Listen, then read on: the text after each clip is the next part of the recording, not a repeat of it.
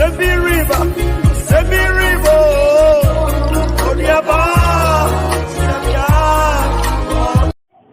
Yatin Papa, Yajifo, Yadawasi, Yura.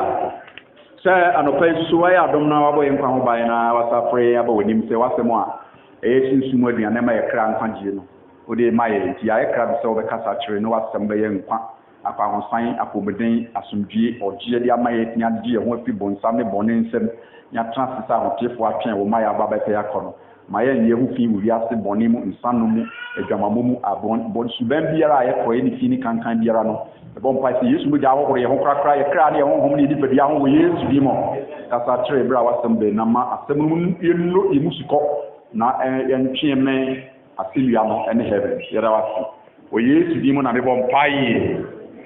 Amen. Yasama Yeti, what to be fair, more aquapa no papo. Wedi kakremu no kore ko wedi eligim mo akwapa no papo wedi kakremu no kore ko wedi eligimu akwapa no papo ehon na akwapa no papo akwa nura ye adwuma se nsa na odi no kore na oye adwuma ne pepepe na ejam akwa nura ne babo na baso saadi pa omo ye no papo no omo noso iti saa akwape ya ura ne bo na basu na oye akwapa pampa ipe ura no adwuma o de she ne nsam woye wie wanya nkoso kwem woye wa ma bibia ntwitwan na kwem ana wa ma bibia ntidi kwan iti no kase mo akwapa no papo wadi ka Matthew chapter 25 verse 20 going Matthew 25 verse 20, 21, and 23-25. Making kind of the unya talent numu no buy. The talent numu can home buy. Say, ora talent numu, and I would share me share. Menya talent for numu maka home. Unya talent numu no. Eba we are contact. Say, ora talent numu na de man. Na maya juma enya talent numa ka ho na ni wura no e ka kire ne se chichimu a eye adunu e ba akọ mo akwapa no kwapo mo akwapa de no kwapo wadi kakra mu no kre de de obesi nyama pi so ko wura dijim eti yankopon a mo onipa bia kwasa Onyankopon amfre ye kwa ofre ye wa maye talent wa maye adomatade wa maye dumedie nyame wo botaye nti ofre obia edi ebra ye tiata atisu no ebre ngeso am ye frata atisu na wo frata atisu a de wo ye na Nyankopon adwuma wo ye bo Nyankopon adwuma no eno ena ewade bebu sawo enye dan ye osie ne japade a wo ye nye mma wo ye ne bo mba no wotiti wo mo Kristo mu eno ka hu idi de wo de bo akra nfadie yo de bo akraye yo de bo ama ewade adwuma koso the Bible tell say obi a wo de ne ho se akraye mu no wo ye nyansafo edi owura no etike talent di that talent no obi nya num obi nya mienu obi nya baako de onya enumre de kwaye adwuma wan trase kwa se me ni ya betinya ya na erade me ni talent me ni nyanse bia me ni de betinya bia bo erade adwuma edi de onya baako no pampa ya adwuma ba de onya enum no odi ya adwuma de onya mienu no edi ya adwuma de onya enum di ya adwuma no onya enum ka ho na ni wurade kan se mo akwapa no papa chese Nyankopon pese ofre na wapre ye no oji a odi amaye no eso mfaso a yenya no yenso eti anamon na yeso ye kofre akofo ba one member one shoe e na Yesu kan John 9:4 wosi a ntie oyi ese ya dia yi sai ye de osoma ye na djuma Nyankopon adwuma no ene akra nkwagie ne boyefo adwen satra so obi ti boni mu a sunsun wawu so obi ti boni mu a woni ani da so efa heaven kro na emu mo ko bo nsem ìfẹ́ nípa náà ọ̀tí àti à wúwú wọ́wú wọ́n ní nyàmé ní ayọ̀ nkọ̀fà no ọ̀nà náà ẹ̀sẹ̀ okò nyàmé no wọ́n ní nyàmé asẹm kò nyàmé no ọ̀ka nyàmé asẹm kyerẹ no ọkọ̀ tó ní bá Yesu nkyɛn edi asẹm pa ká nyàmé edwuma ẹ̀nyẹ́ ẹ̀dí nsẹm Paul kan sẹ́ mẹ́nim Romans 1:16 wọ́n sẹ́ mẹ́nim wú asẹm pa no sáǹsì asẹm pa no nyankopɔn asẹm yẹ túmí yẹ a di nkwadeɛ bama ne bɔnyɛfoɔ nyame asɛm yɛ tumi ɛde nkwagyeɛ ba ma akɔmfoɔ nyame asɛm yɛ tumi ɛde ɔgyeɛ ɛba ma akɔmfoɔ ɔbɔnkwa tetere wɔ mu nti bɛɛba no a na wabɔda ma ɔne Yesu hyiaeɛ no ɔde no anɔpa yi Yesu di mu bɛgye wo bɔne bi a atetere wɔ bɔne bi a ayɛ nhyɛsoɔ Yesu mogya ɛresane wo Yesu mogya ɛregye wo Yesu mogya ɛrepaepa ho bi ama wo ne sɛ nti asɛmpa no ɛyɛ akode a ɛnam asɛmpa no yɛ tumi enti ɛsɛ ɛka ɛsɛ ɛboa asɛmpa no ho dawuro ɛsɛ ɛboa ma asɛmpa ka kɔ ɛno ne mmagye adwuma ɛnyansapɔn adwuma nti asɛm a yɛbɛkyerɛ yɛ mmienu ne di kan ɔse akrayifoɔ yɛ madwemma akrayifoɔ ɛyɛ madwemma yɛtwa to ɛtɔ so mmienu nso so ɔse nyankopɔn adom akyɛdeɛ ahoroɔ ɛma akrayifoɔ enti nyankopɔn ani wɔ akrayifoɔ so paa bi sɛ wɔn ɛna ɛyɛ adwuma a nyankopɔn hwehwɛ sɛ ɔmo ɛyɔ edi ndikyɛmu a ɛyɛ Matthew 25 verse 23 na ne wura no sɛ mo akwapa no kwafo wadi kakra mu no korɛ ɛde wobɛti nneɛma pii so kɔ wura ne gyem owu akyi akatua owu akyi akontabuo owu akyi akontabuo a yɛkɔbu akyerɛ nyankopɔn fa n'adwuma a ɔde hyɛ yɛn nsa kyerɛsɛm kyerɛ sɛ yɛ nyankopɔn adwuma yɛ boafoɔ nti nyame de n'adwuma ahyɛ yɛn nsa sɛ yɛmfa n'asɛmpa no nkɔ wiase nyinaa nkɔka asɛmpa nkyɛbɔ ne nyinaa hwɛ adwadifoɔ bɔ mmɔden papapapa nkanka wɔn mo tɔ nkyene wɔn mo tumi de nkyene nkyinkyini kɔ Ghana kɔ biara so hwɛ adwadifoɔ mmɔden mu a wɔbɔ wɔn mo de nkyene kɔ kɔtɔn kɔpɛ sika wɔn mo de kɔ so wɔn mo nyɛ sika nso wɔn mo di a ɛsan wɔn mo san de kɔ eti adwadifoɔ te sɛ wɔn mo tɔ nkyene wɔn mo tɔn pure water wɔn mo di nkyini adi nsɛdi kɔ nipa ne hia nsuo no sɛ nsuo no saa ama na ama wɔn anya bi anto a nipa no tɔ piti obi wɔ nsuo a wɔn wɔn ane pure water eti ɛsɛ pure water wɔn bi tɔ ne sɛ wɔn a wɔn tɔn na nsa ama a bi sɛ wɔn ti nkyini pɛ bi saa ne nyankopɔn asɛm tie nyankopɔn asɛm no kyerɛ sɛm sɛ aka nipa bɛki nkyina pɛ ɛnso wɔn gya bi nti kɔ aka kra bi na ahotefoɔ kɔ Yesu Kristo ba ne mma yɛ na wɔba no obedi ka de pa ahotefoɔ akɔ ohwim no ahotefoɔ yɛ ebe wi asoma no wɔte nneɛma a ɛbɔ ba no ehu papa fi sɛ bibia a ɛbɛ wi asese bia no yɛde ma ho ahyɛ nson edu bi bi kura ma sese Israel na mu no saa COVID-19 vaccine no ne nkɔka sɛ ngo ne nka nkyerɛ sɛ ngo vaccine Israel ɔma yɛ ho green passport ɔwɔ a ne ama passport sɛ wa ngo a unya bi yɛbɛbu animtia kan yɛ do bɛpa so no ɔmpɛ nti deɛ wi ase korɔ nneɛma bebree bɛsisi yɛ akyerɛ sɛ yɛde ma kyerɛ sɛ ahyɛnso kyerɛ sɛ ewi ase no ɛrekɔ wie enti nneɛma bi bɛba a ɔmpɛ ɛnso bɛyɛ ne nyinaa kyerɛ mi hu saa bere yɛ wɔn yɛ brɛbɔ ne nti kristofoɔ si nka nyame asɛm kyerɛ nipa saka wɔn de wɔtra wɔn ne mu saa wɔn ne bɛba ahosuo no na ɔda bɔ nsɛm gyim ɛno nti na asɛmpakafoɔ awurade si onipa ba bɛde wasi wɔ Israel fie wɛmfoɔ sɛ tie m'anum asɛm na bɔ ɔmo kɔkɔma no sɛ meka kyerɛw sɛ abɔnefoɔ so wobɛwu na sɛ wɔabɔ no kɔkɔ a wobɛwu na mu yom na ne mogya deɛ bɛyɛ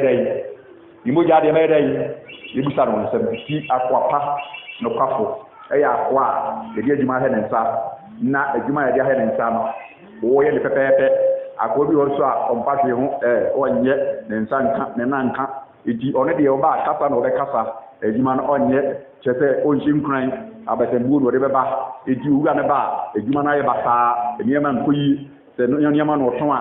sika no kyerɛ sɛ ayɛ basaa ɛka ba eti bibi ayɛ honhoran nti sɛ akoa yi a wɔani no korɛ na ɔsɛ me deɛ menni hwee a mede bɛyɛ ne ntimi nyɛ ho hwee sɛ ne wura ne ba na sɛ adwuma no nkɔ yie a ɔbɛbɔ no aba so anaa nti sɛ wode bɔne wu a sɛ wode mboturo bodwo wu a wonya heaven kɔ sɛ wode adwama wɔn nsɛm wu a wode korɔno wu a wonya heaven kɔ ne sɛ nti na saa bɛ yɛ wie bre no siesie wo sɛ wobɛkye ho afi bɔne mu na wotumi de ho asiwe ne nyame de wayɛ adwuma nyame de wobɛyɛ adwuma wɔ Yesu di mu asɛm no yɛde di kan yɛnkɔ so ɔse akrayifoɔ yɛ nyansafoɔ anaasɛ ɔmoyɛ madwema Matthew chapter 2 verse 10 to 12 Matthew chapter 2 verse 10 to 12 me kenkan Awurade asɛm ɔse na wohunu ensroma no wani gye kɛse paa na ɔkɔɔda anim de wohunu abɔfra no ɛne ne na Maria ɔkoto sɔre no na obue wɔn fotuom ɛyɛ nayɛ sika kɔkɔɔ ɛne ohwam fufuo ɛne kurobo eti ɔse ohunu nsroma no wani gye kɛse paa 3 wise men wiase nyinaa wɔn tɔtɔ so nyinaa ɛka saa 3 wise men ɔmo na nkɔmhyɛ paade nkwa a wɔbɛgye wiase nyinaa nkwa no na wɔbɛnim sɛ nkɔmhyɛ no da hɔ yɛbɛwɔ ade nkwa no wɔ Bethlehem enti wɔn wa na nsoma bi eturo kyerɛ wɔn nsoma turoeɛ no wɔn wɔn sɛ nsoma no ɛne kyerɛ baabi enti baabi a nsoma no ne kyerɛ no kyerɛ sɛ biribipa bi apie wɔ wiase obuhudi ebon pai sɛ ne ade pai apie wiase nyame ma wuru ensoma na apie wiase ma wuru na fa usika sim fa wo bedi sim wada di sim na wo benya nhyira wo benya di wo benya akatua saa 3 wise men no ya me kaso nipa bi ni wa wo ye nyame dwuma na akatua ɛso duru wo mo 3 wise men edin kura de ato wo so no ɛyɛ credit sɛ wo mo yɛ 3 wise men wo bu ni nyansa sɛ wɔbu ne sɛ nsoma wɔ yi a ɛkorɔ no ɛyɛ wiase ade nkwa nsoma wɔbu ne saa nsoma wɔ yi ayɛ nsoma a ɛyɛ wiase de da so wɔmu di nsoma si saa ɛni bi ankasa nkyerɛ wɔn o ɛni bi ankasa nkyerɛ wɔn wɔn a nya di bato wɔmu hunu nsoma no pɛ na wɔbu ne sampa wiase ade nkwa no ne nsoma ni wɔmu di akyire ɛma ɛli di wɔn de wɔn kɔduru Herod hɔ nsoma no de wɔn kɔ wɔn na odi kan a ɛyɛ Herod ewiase hene wɔyɛ hene wɔ wiase ɔmdu ɔno saa ɔmo ka kyerɛ sɛ saa nsom wɔ wiase tia kyerɛ sɛ yɛwo wiase ade nkwa no ɛdi ne adu ha no ɛna Herod sɛ menyɛ wiase ade nkwa meyɛbrɛ me ken Herod ɛdi sɛ wiase ade nkwa bi wɔ hɔnom a ɛne nsom mokɔ so ne akyiri ɛdi sɛ mokɔ kɔhunu a mobɛka nkyerɛ me na me so menkɔ yɛ dɛ yi menkɔ wewɛ di Herod nya akoma pa so bɔka kɔ wewɛ di ɛkyerɛ na adwemmɔne bɛ de tirim ɛbɔ mpa ɛkyerɛ ne ma adwemmɔne bɛ ɔtim sɛ wohwɛ Awurade no ɛde wobɛkɔ wie papa mu sɛ wohwɛ Awurade no ɛbɛkyerɛ kwampa de wakɔ wie papa mu sɛ wohwɛ Awurade no ɛbɛma deɛ wopɛ no wɔn nsa bɛka wɔ Yesu mu edi ɔka kyerɛ m sɛ mokɔhunu a ɔmɛka nkyerɛ me akyi adwemmɔne bɛto na mɛkyi ɔhene bɛn ne yɛkoto no ɔhene bɛn na akora bɛn na wɔyɛ akɔdaa a wɔyɛ hene a yɛkoto no ɛyɛ nneɛma ho edi saa akora mehu na metwa ne pi ɛnso Herod nyame amfa Yesu amene ntɛni Rotampo so bitwa utia ida juma ewo Yesu. Eti enyansafo ni di nsoma nti. Ensoma no obi di akyire saa ko Bethlehem. Jabu. O man ko bri. Tete no na nipa nkasa sɛ ne nipa kasa too much. Sɛ bi ye bi bakra no nyame akwan ne mpe nyame akwan kyi nyame bi. Yakopɔn ho kasa kra yi ya no. Kense ni na ye kan. Yeli wa na de empire wa bo kwase ba nichen ba ye nsia se bo kwase nya mema di saa se mu ma me ho di kasa tre me ensoma no a na ekye nya nsafo no kwan no ba bia na ensoma ne ka kɔ no se ne nipa ko be kasa ye dibe se ba bia ensoma ka kɔ die ohia ni die ye nyere ye nko dwambu ye hia ni die obi akɔ wunya mbuo ye hia ni ba bo so ahyase so a enso ye rere yi ebe ye kokuru wo mo to ase die kyise die nyame akwankyere na ya akwankyere pa sɛ ifile Awurade ebe gyina ifile Awurade a baabi a yɛ korɔ no ebe yɛ nkunti ebe yɛ adanse ampa wo ko dwambuo mu no wo mo ko bi bo mpa nyame ma hu bi wɔ Yesu mu wo mo ko dwambuo ko hu sɛ ya wo atenkwa na yɛ de ntoma fita akyere no Mary hɔ Joseph hɔ wo mo ko to no wo mo duru hɔ no wo mo yɛ bu sɛ wo mo kwan so ɛde wo mo ta akoda wɔ yɛ asa denkwa ya denkwa yɛ yɛ ni adenkwa maame a yɛba ne nkyɛn abɛkyɛ adenkwa maame a bibi ɔmo koto Jesus Christ omokoto no yi sika pento asen kan na wo se obue wo kutu tichemu aye baako na okodan ni mu wo huru abofra no ene na no Maria no okoto sore no ohuru abofra ne na Maria no yere yi okoto sore no nya Maria o yankoto nsore nipa se odi honi bi asio akoto sore no yankoto nsore Mary onyankwaje Yesu na ama ne nyankwaje Mary nya ade nkwa yankoto Mary nti nipa bie no yakoto no yakoto Yesu yakoto honhom yakoto God the Father edi omokoto abofra Yesu no ya abofra nso no nya abofra sa ise hunam pe bi no ya abofra sunsumu no nya abofra Yesu sunsumu no nya dai na okoto sore no obue won kutuo mu ye na ye edi ne pe okoto mu ye pe okoto nyansafo se obi sika no obo pa nkuta luku on fa sika nkoto apata si mu obi nom se me opa me ma na ewu nti ubi ja me yi na aba me yi dia ne koto time one ta apata na ope me ma me ewu papa ewu se wo so koboa me ame akwa koboa me na dia me koto snap me koto apata na me dia ma mo de edi obeto do kuma brem na ya ho na ma se o be ma won pa dia nsan no na wudi pedi ya se na pe wuni nyame ntama se dia onye saa edi that of which from three white men pro mu se via certain kwan ya wo no yambu mu no na chete se wo mutu support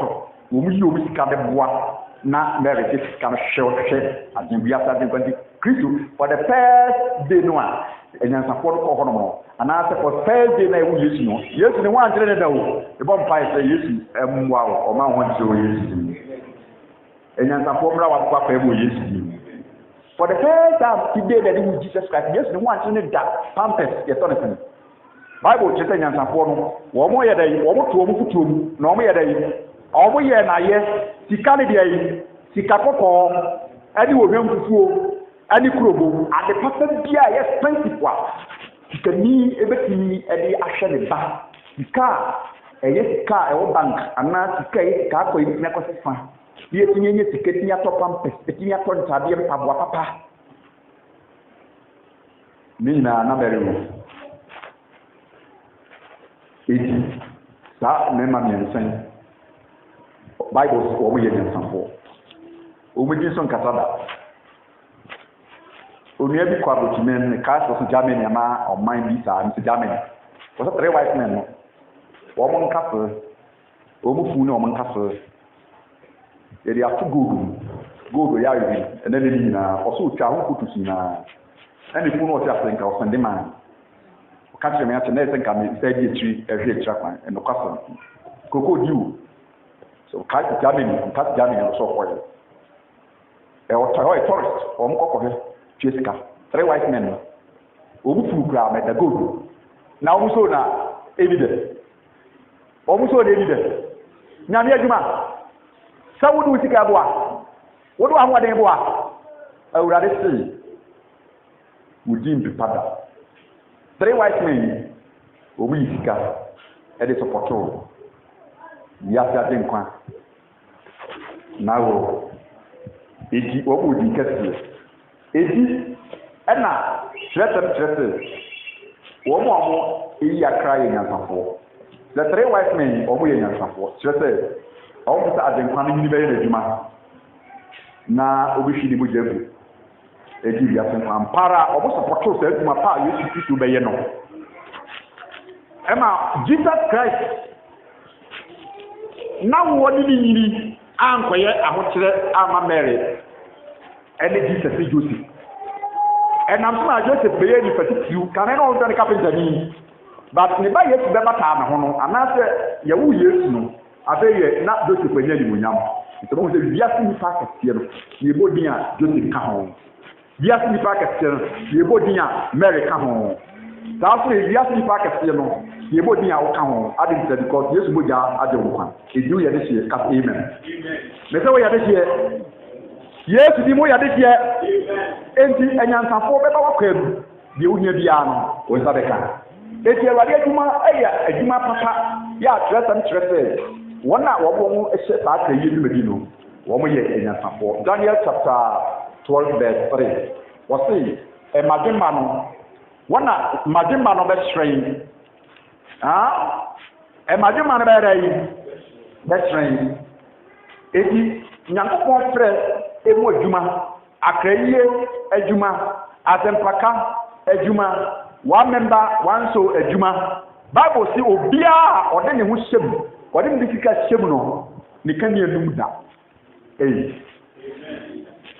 obiara oyi wɔ kra no Bible sɛ ɔbɛhyerɛn sɛ nsoroma daa apem nti nsoroma na kyerɛ nyansafoɔ kwan no ɛsan aba bio na abɛsi nso enti wɔse madwema no bɛyɛ dɛ yi ɛbɛhyerɛn sɛdeɛ ewiem hyerɛn enti yɛhwɛ mpagya ɛne ɔhyerɛn ɛne adekyea a yɛhuru no wɔ nipa a ɔyɛ kranifoɔ anim awia ɛde brightness ba awia ɛde ɔhyerɛn ba awia ɛfrɛ mputuo saa na obi a ɔyɛ ɔkranifoɔ wɔde ne sika bo akra yie wɔde n'ahoɔden bo akra yie awurade se yɛhwɛ wiem saa na ɔbɛyɛ sɛdeɛ wiem hyerɛ no saa na ɔbɛhyerɛn nti akra yie yɛ adwuma nyansa adwuma eti na ɔse wɔn a ɔda nipa bebree kɔtɔ ne mu deɛ ka akrayifo a wɔn dane nipa kɔtɔ ne mu wɔn twi nipa kɔtɔ ne mu wɔn tu nipa kɔtɔ ne mu wɔn kyerɛ nipa akwankyerɛ kɔtɔ ne mu wɔn ɛhyɛ nipa nkran kɔtɔ ne mu Bible si wɔn yɛ nsoroma nti nipa a wɔn wiase no yɛ nyinaa yɛ pɛ nsoroma wɔ but nsoroma no woyɛ bia mɛsɛ nsoroma no woyɛ bia ɛno nti na nsoroma no hyerɛn ɛwɔ anadwo bere suma ba nsoroma hyerɛn mpo bere a ade ato no awurade ma nsoroma wie pii akrayie dwumadie yɛ ade a ɛyi sum firi wiase asɛmpaka ɛyi sum firi wiase adwensakra ɛyi sum firi wiase edi ɛyɛ adwuma a ɛsɛ sɛ yɛtumi promotu nyame adwuma promotu fa ho si hɔ fa ho kɔ afɔdeɛ sɛ wobrɛ ma fi sɛ agyadie ɛne abɛtɔn ɛso mfasoɔ no ɛyɛ gyedie nkoa ɛnya heaven akatua wiase abɔdeɛ bi nyansapɛ nimdeɛ anwumasia nyansa project a wobɛyɛ no asase so biara no ɛso nkontabuo bɛka asase so but so women Bible says obeda no nsoroma da pem e wo heaven anu ti na akraye adwuma yɛ adwuma hu nya pa da Nyankopɔn akoma so na Yesu kan sɛ adekye wo yi ɛsɛm yɛ da yi yɛ de ɔsoma me na adwuma na dwuma ba onipa ntimi nya adwuma yedewu ɛyɛ den a yedewu na yewu a na me bu sa yɛ ba sa yɛ bɛ yɛ afafo no mu die yɛ akraye mu die yɛ trɛsɛ nyame adwuma no nyame na yɛ olugos na yɛ yan yɛ adunia yɛ instrumenta yɛ bɛyɛ da yɛ bɛ adeli ourselves yɛ de yɛ ho bɛma sɛ anwi adunia ne nyame adwuma a ɛkɔ so no wɔde yɛ bɛhyɛ 1 Corinthians chapter 3 verse 9 ɔsi yɛ Nyankopɔn adwuma boafoɔ yɛ Nyankopɔn adwuma de yɛ boafoɔ na yɛ ne bom ɛyɛ adwuma yɛ ne Nyankopɔn bom yɛ da yi ɛyɛ adwuma ɔse moyɛ Nyankopɔn de ayi afuo moyɛ Nyankopɔn ɛdan enti kyerɛ sɛ adwuma no a akrayie nkwade adwuma tene adwuma sɛ bɛyɛ a wobɛkɔ heaven wofiri asase so a wobɛkɔ heaven no ɛho adwuma no Kristo de ne mogya abɛtia wo ka ayɛ adwuma no ma kwan na vie yɛ a wobɛpɛ ma kɔ heaven nti sɛ wode wo ho ma no ɛne sɛ yɛgye watom sɛ wo soso wo ne ho ama Kristo wasakra wade nti agye watom abɛka ahotefoɔ ho abɛka adwumayɛfoɔ no nti akatua da adwumayɛfoɔ no di kan yɛyɛ no wɔn mu di kan yɛ deɛ ɔde ne mogya bɔ afɔdeɛ no wɔn mu di kan yɛyɛ wɔn mu tumi de wɔn brɛ bɔ afɔdeɛ wɔn de sika bɔ afɔdeɛ no for the first day no a wɔbɛsakra bɛgye bi no na wɔbɛsakra wo ho bɛma Yesu no ne yɛde waka ho nti akatua no ɛba a obɛnya bi owura bi ɛna ɔbɔ adwumayɛfoɔ paa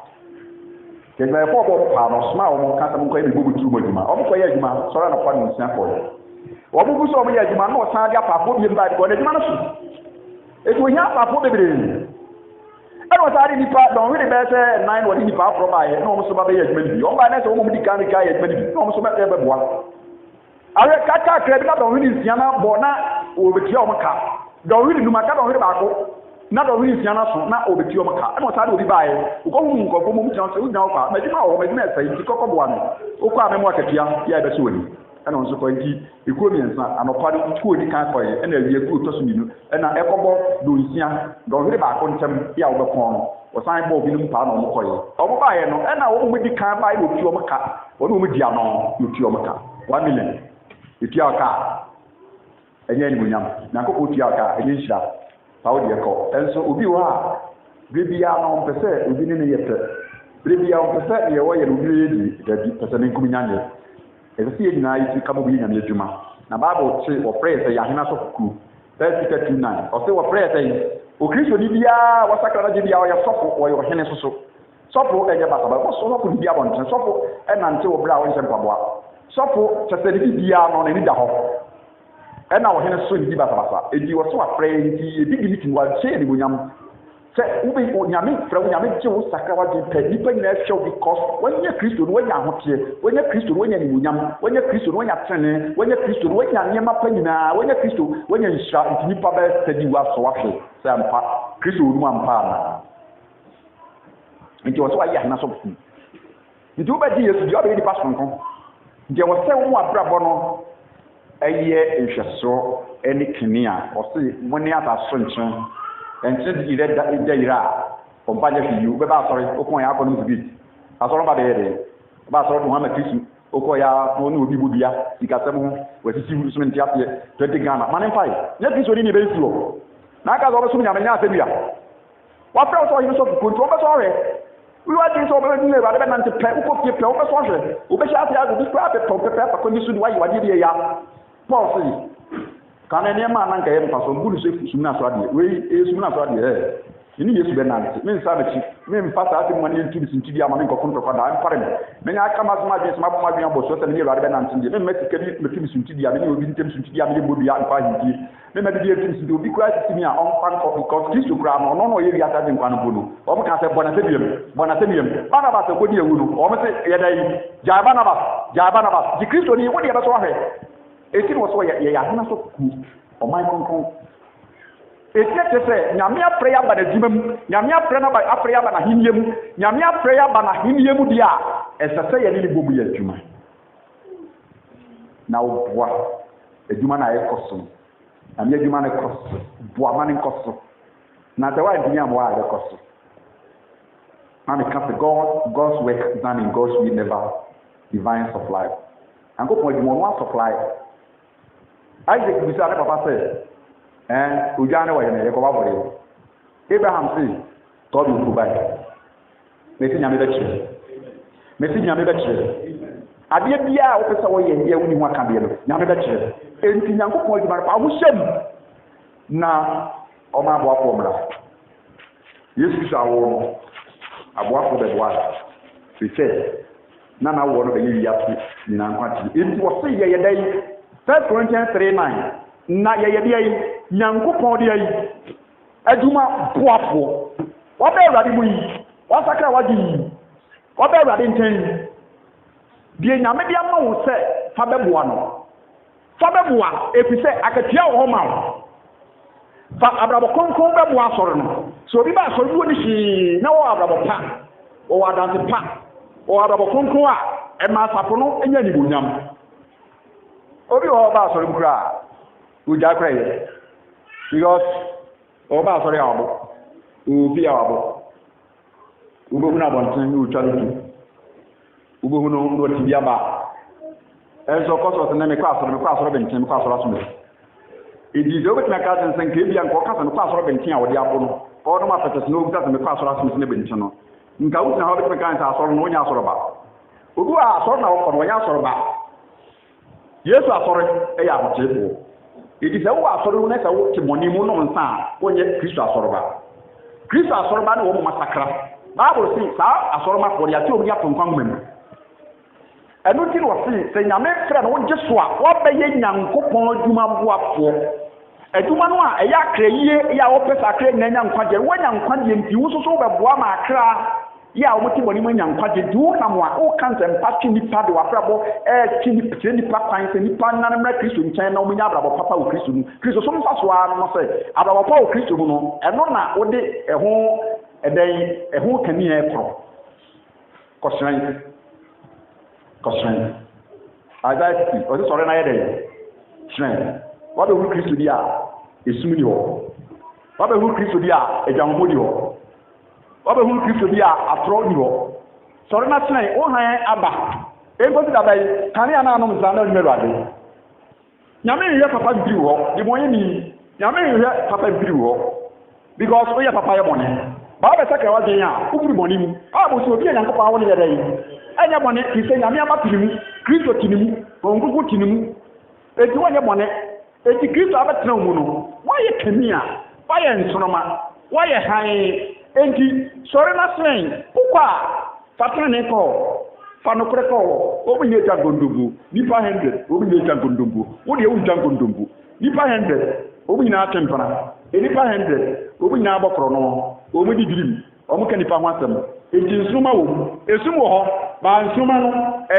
baakopɛ eso ni mishan bo baakopɛ edibi sesu edi wo ye bo kɔsran Bible so ni Kristo ma wa dai eti bra wanya kania no wanya nsoma no kyerɛ no wɔse wo yɛ adwuma no boafo ndi ko ba bia na awurade adwuma no nkɔso wɔse yɛ awurade adwuma boafo yɛ ne bo mu nya adwuma yɛ nyankopɔn afuo yɛ nyankopɔn dan enti afu a ho afu ntatrɛ afu a ɛsɛyɛ adwuma ni ku asika ni mu no ada nyame se me di nipa papa aba atɛde adwuma no be koyi be de no kɔfo aba enti wo anka wabra ba ayɛ posa nkoyi no Kristo de nsa ato so atɛde wode ne papa yɛ de akabo ada di na wo mo o support righteousness ada na wo support ma tene yɛ ntrim sɛdeɛ ɛntene ɛgya di 40 trip the whole Ghana wo kɔ fie bie mu a ɛntene wɔ hɔ short kura di hɔ kura no yɛ wɔ wɔ mo a ya recommend short bi ama wɔ mo a o ni ada entry bi but wo di special sort edi ntene wɔ fie bie mu fi sɛ ɛntene gyina hɔ ma ahoteɛ ɛntene egyina hɔ ma ahoteɛ edi ɛntene no egyina ma Yesu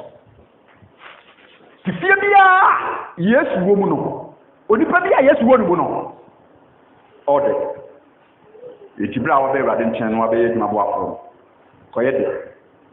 ko kansem de koye ade ye papa enu nti do ka kire se ye nyankopon dwuma abo afro diemtia wisuo se be promote righteousness wa frɛ ye amayen ofrɛ ewo osum Ephesians 4:11 amaye ofrɛ ewo asempakam adwuma bo afro amaye frɛ ewo nyame asema ye church amaye ofrɛ ewo bra ye kye ni pato ne fan osi mayi bi asempakafo mayi bi etetrefo mayi bi adifo mayi bi afefo matoto Kristo ni pediri ya bani sia kosinte so ma kwa ma awurade ye wo sempakani na wo kan sempa Paul ka se Timothy se wo ye sofo wo da asora mo but wo san wo call asempaka enti ya asempakafo adwuma ko gyina mo nten so kan kwa dia den sakra asempaka Yesu se wiase nya Yesu de wiase kura yi wiase nya Yesu papa ena ko nsafo adoso ena wo mu no wi adoso ena wo mu mbokro no adoso ena wo mu mbodwama adoso ena wo mu okot wo mu ko present wetie ye nkuro to nyina no tese voice mpabre o mu pe sika quick money enti ama enso pane no meni ada pabone o brane akukuri afia ne ho kire sika semu basa yudi bia nkoso ne mai because of nsam tumi tesi ni pa na no watanko fo adoso nti ahomo ne ya take control wi asu dina ama ebe ni pa na te kwa ni mitri because adwemone ne bo nsam nyuma wo nipa mu enti sai sampakafo ya kan wa sesumu na kofo mu kura occultism powers control wi asu kofo a mu kura send tumi ewu wi asu kofo a mu kura magic am ko di anointing oil di ye nyankama de wo mu na ewu wi asu Kristo kwa ya monyo asɔre kra na ɔba de baabo de asie monyo ɔpɔn a ɔfa de baabo de okopie ɔmpɛne ho asɛm ɛna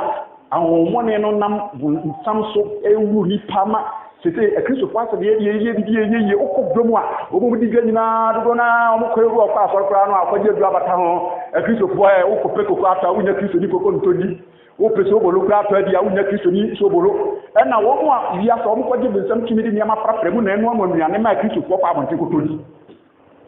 anka kokko kra na meto adi kokko mpo a mo so mfa impo atodi asom ade ye di nkwa ye so e Bible so obi e ba ibu ni na duane ko ni ni pawe o tempna wo kunu sa tempna wo e ba ifo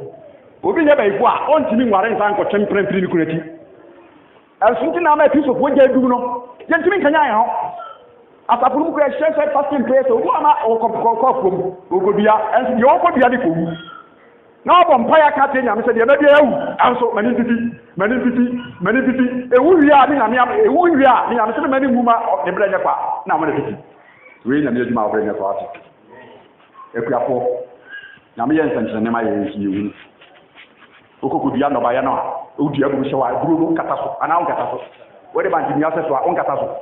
o kata so de wo soro no a banji ya na wa mba nche ko wo soro no kra no ebra banji ya no che kom che no ni dua na wo soro no ewu eno no nye ho na titie ni ba titie ni ne epifam o ta so ntibi be se wa ntimi a wu ama Yesu a u bi da ko do onam me pese min kumnya ewi aso nyama ya ni so nyina ehu ni aso nyina no senye nyame na di bi be ka ho a die ehu ni aso nyina no eni bra da eni bebre eni nkuti obi timi sheda obi ko grosu wo se akra we da juma wo yere wo koso ti mese no na no so e uni boso mpa to bi adreboni ati aso be sewa obi ku a Yesu mo ja be ka ni ti ya di atie no wo mo ni bi se be yi aso be titi mese obi titi ti so di kwache fo mo a be na wo te wo bakono na titi nyame adwuma be koso fa wo si di twato adoma tedi ahoroma akrayifo osema yibi tampakafo ma yibi ahwefo ma yibi adifo na wo nyame ayode a waye o se oba so de mesena konya so opon a na wo ni so ko ni hwe tiye evangelism ni fiye fasting prayers man te bia be kenya msam wo ye fasem wo fast eja wo mani aji kan kure kenya me asam kwaso asem mo ka mo zi ye wo kan tampa ne ye okura market tire so of this atampa no kwa to kan oni bi mo a ni pa ne sakra because ade ye papa pani ye nyame adwuma situation na okonko a ozo ye ju ko ti adu jara kwa so ne potem ofo na adi adu na nkwa so nso ahoka bi ani aso no ko ni nya late bi ngurungura bi because when you tell no the board for ban nyame so ni aso na okro nyame asem o tie na board for ban se kakra bi a be se ka afia se ni bawu obu sina kwese de ka ho o mpa ibo yi abo so di ba ko ni bi yi na nka da dia se de ko yi be se ko yi nya huska ete to huri tam patro wo kiso to wo so wo mpaso yare de yare wa bata akma yare asma ene yare abe wi ase ho ha ko be nanti egungu ni frai wadi wa na be na ku na bo ko ke ya ne pani a wo ko no kwa na te wu wo pani no ko e bre so do wu adu ye nka se ngo pani no fa wa dine na se wo ko wu so ko wu ene e wa sama free horizon Bible se do ti mu no Paul say Romans 14 metiate a yare yi me wu na bra me kwa heaven my crado metiase ya dai mi wusu am ya dai eti ye hia so ba wu pa obi be wi ase ba bo se papa me no a wo te se wo kon ba ma papa me o papa bi adi sakra o mbe kiso som wo se obi ba ta se papa me no a obi a wan sakra na de no o be papa edi zeni pa no obi wu se pon ba chese edi da so ni ho ma eti yanken kan na e mo mpae First Corinthians chapter 12 verse 4 ye kan na ya bom pai Nyankopon adoma sedie ma akrayibo edi nyame mprɛ kwa obemma bo abosoro oprɛ wa obemma wadamu oprɛ obemma otumi obemma onyansa Solomon obedi ade no oni pe bi pati bi padi tia pa Solomon obedi ade papa ebule ni tia ono ane ba Solomon nyame ne kan sɛ on pa Solomon tia si na kunya so ko on padi ni hene because oje na wo mbese baba Solomon bese bakra no fan fast ko wara bese ba menke nye papa be nyame se ni na koma entina ne se padi sia kunya so enye wani mu nim bia ne wa ho pewu nyame se Solomon mi nim na koma nanga David kanya mbe yino wati nim na koma eti nyame bese obi ya doma ma no a oni nim na koma eti won ti afi ka ni pa we ade no ne ni pa nyame de ni yaduma na se ni pa we ni na kokwa akoma enye hwi se wa ba so keke obu aso no ba tete ba na koma no enye papa ba e wa koma bi ho a yo be ka chen so yi bia obe sa koma na e ba de pe iti na Yesu ka so bi pe so ji metia wanya dai on pa no nwati no on pa na semia iti atemi na senkwa na yekro ye bewu ama Yesu anaye mu ma no ye bekwa ko wu atemi na anaye ko wu COVID-19 ku da ayo Yesu bi mu eti mekin kan ya bompaye ko to bombe di ka tre bi ni mu na ko na atama te gini ku afọ ne nso hon kro no a osum ni ma no su afọ ne nso ewade kro no a edwumadi no su afọ ne nso nyankopon kro no a ene odi dwuma wo mu nyina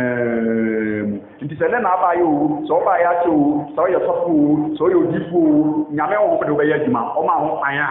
nyame ho do be ya dwuma adwuma nyame do be ye no sa dwuma na nyame de sofu be ye sa dwuma na nyame de bishop be ye edi akafia no wo so wa sakra wa de botne ni abrabo na wo kan tempa tia kra be wa de ntanya wo be nya akafia ni bi edi wo se na nso nje mu nso na nso wo ma ho mo ni di wadi wo mu bia mu na yiye edi won konkon no a eba mere so na wo ni nsa Yesu no konkon na eba Zakaria so ma otimi ede edi sofo no konkon no a eba Jesus so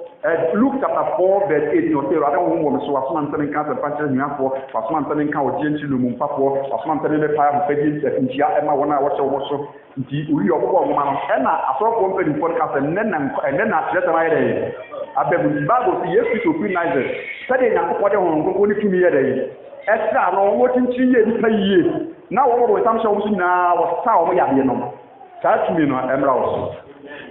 sa tumi no emra wo so enwo tane tumi an eba Philip so the evangelist Philip the evangelist asma po ima no go mpaye epe hu nkuku tumi no o go mpaye e ma nkuku tumi ne ba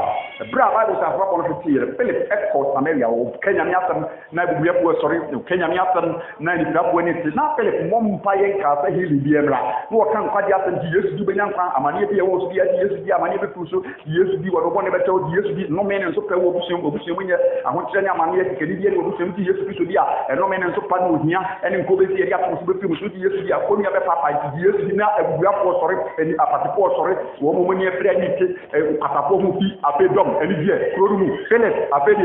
Philip the evangelist Philip the evangelist bon pa e yam the evangelist e wo Yesu ni mu jabo ti Kenya mi ata mu ni obi ka o mo siko wa mo siko ya na o Kenya mi ata o Kenya mi ata wie ebre na bi ni pet adi paira bonia dot ni pa fonten o mo pa so so mu kubire ku abenye pa so so de be no nsa atoni kontompo no sumi na me obi odi shop so ye benfo odi shop so skedi bre wonu on pa so on pa so ne kan so bonia be wi adani sum e di wujira Kenya msemo a o Kenya msemo se ne ka koku kasati abone se de ni pa be sakra wazu se de be ya wona nyame se kofre o mo bra omeba obenyankwa ewe Yesu di mu ndi wose na so ma ho ya da eyi ni wadi ye bu bia mu na ye yie ti so ma ho kan nyame ho nkoko beba wu mu na wo de wa yeduma wona ho ho no so e ma obi die yi na so frenka ho de ba maka e be ma wa ma tebie e be ma unyansa se de maka Solomon ye papa bu ni nimtia ni papa bu ni nimtia nya wona wo hwe obi sika di no bu ni nimtia o mo sika no wa ye ho nam de mo japa de nti wi ni se wo tan be to ho bi ba wo so a ho ho no eno na echan so nyame hwe se pa wo so ti ru ye ma papa ni nyame mo tete papa e no Solomon ni papa san me ba tulo mo de onim ba o e bete o ye boko peri ade Solomon ejuma nyame so o me ye ejuma no so na Solomon ye ho na ye o ki ka ba de bo de bi ni na no so se ho den e na Solomon se ke papa nze mo kan na eguma ba mi so ne ho na me se obi wa o ki ka se na anya nda na bo ko te bi no so fi pa bre pa dia ko kan o bi so bu me ntia na likura ni ntini kura o ya adwuma mi bi no de Solomon ye ne papa kan no wa mana anya ne ya o tena okay na ne adwuma ni nyame fere se nye yi se wo be nya mi dwuma che wonya nya mi sunsun nya kokodu wonya ma se wo bu yedu ta na te bia ta quality si mi ni bi o nya ko ma mi nyansa mi ni mi nyansa mi ni mko mi ni mba mi ni bie o ra de mi ni yeme ye na mi nyansa Bible si nya ko pon ye de e ma Solomon nyansa kan say Solomon wo bisa ti sika nyansa na wo bisa se ni ma nyansa wo de be de ma ama nyansa nyansa Solomon nyame de ma ma for the first time for the first day nyame ma na tete ye ni nyame tete she Solomon nyansa ma eye inter nyansa no eye sufficient no e na ntokwa ba akra ba ko ntemu a ma me ba ko ko se akra no twere mu yinu na o ma na fa hwe be ibu o ba obi ba o se ejere obi ba ejere mu bi ni ma fa so oluwa ka ko na ni bi akai se onu eye ma no nya bi bi ensa yi nyame ma na ensa so obi gire bone se wa de ensa edi be fo ba ti twa kwere mu yinu ti Solomon hwe de ba na ka fi ntwere mu yinu fa na ka ma no se ma ni ba no anko me nyere yi ntwere mu yinu ti mo mfa na ma mi na o se ya di mu ntwere mu mfa na ma mi na o fi ntwere mu mfa ma no se o de no ma no kra ro ti na su yinu kra be so me mo mfa na ma no ɛna Solomon sɛ de me yɛmfa no ma no ɔba wo yɛ bɛyi akora wɔgye no kora nya ne bado nya kɔmpaase ma no wɔde pɔgye bɛfrɛ deɛ no ma mene biegu ɛdi ɔba afei deɛ na ɔba ara kata n'ani ɔdi mirika ɛkɔ ɛna ɔm si Solomon nim nyansa kwanhyaba tee saa tebulu kwanhyaba ɔhene hyaba hema osika oguru ɔtee no sɛ kɔ Solomon kɔ akɔsɔ no hwɛ ɔkyerɛkyerɛ nkyɛn bebree egu kra sɛ na ɔde kɔɛ ɔne ne nkoa no ɔde sika gold nneɛma na ɔde kɔɛ na ɔbusa kɔhyɛ wei na Solomon yi ano ɔbusa ɔbɛdu kuro no kora na ho so ehu sɛ Solomon wɔn ka na pɔnkɔ nyinaa yɛ sikafo nipa akɛseakɛse wɔn brɛ wɔn ase wɔn de obuo mu ahɔhoɔ Solomon wɔn yɛ wɔtenan ɛnɛ nipa mpanimfoɔ yi ase mpanimfoɔ wobɛsom no mfie bi daa kɔ awusi ɛnso kwanhyia babaeɛ na Solomon nkoa nyinaa yɛ nipa titiri obiara wɔ deɛ obɛdie agyapadeɛ bibia obiara obi Solomon nyɛ ɔno nkoa na wɔsika o but ne nkoa nyinaa ɛsom nyinaa na obiara yɛ yie nyankopɔn a wɔsom no saa na ɔkyerɛ hɔ ma ɔyɛ yie wɔ Yesu eti kwanhyia ba ɛfo ne sɛ Solomon nyame ama ne nyansa kyɛn so wɔde gold ne nneɛma bebree na de brɛ Solomon nyame nyansa ɛba wɔ so no nhyia wɔ wata ti so na deɛ nyame bɛyɛ ama wɔn ɛbɛyɛ wɔn a yɛn nso nya wɔn nneɛma mpaeɛ yɛ Awurade nkasa